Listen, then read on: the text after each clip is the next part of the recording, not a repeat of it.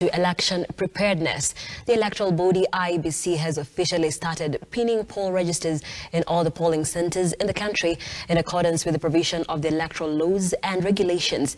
In a daily address to the press, IEBC Head of Operations Professor Abdi Guliye says the exercise aims at giving voters an opportunity to verify their details in the register before the nation goes to the polls. This even as the Commission expects the last batch of ballot papers in the country on Wednesday, as our reporter Henry turned in our files.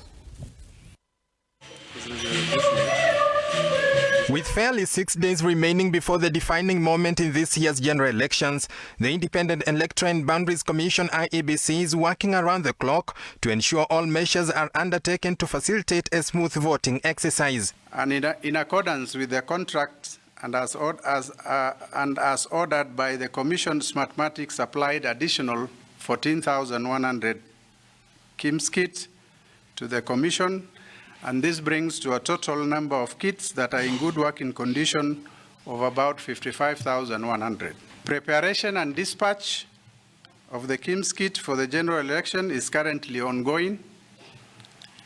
Some of the KIMS kits have already arrived in the counties.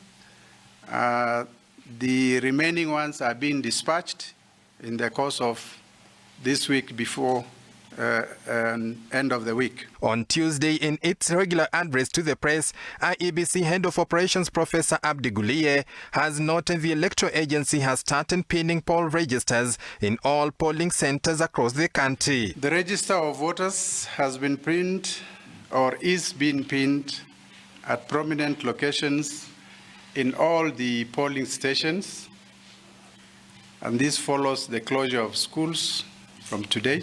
Voters will be required to visit their respective polling centers to verify their details in the register before the voting day. The Commission has established 2 toll-free lines, and these are 1543 and 1544. The public, the general public, all voters are encouraged to call these 2 numbers for any information or clarification relating to the voters, the register of voters. Early in the day, the Commission held a multi-agency meeting with Women Mediation Caucus, religious leaders and UN representatives to deliberate on dispute mediation arising from the coming elections. Speaker after speaker calling on Kenyans and leaders to preach peace during and after the elections to facilitate a smooth transition of power and enhance the stability of the nation. The IEBC chair, political actors, religious leaders, so many of them here today, civil society, the private sector, the media, the NCIC, UWIANO, and many, many more. Together, I know that you and we will ensure that we all enjoy uchaguzi bila noma.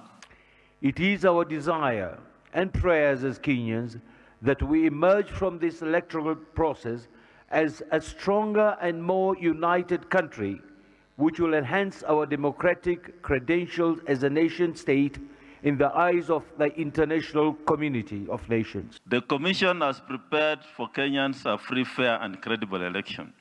That is our assurance to the nation. It is a race against time for the Independent Electoral and Boundaries Commission, IEBC, as preparations for this year's elections gather steam. Voters now have an opportunity to verify their details in the voters' register at various polling stations.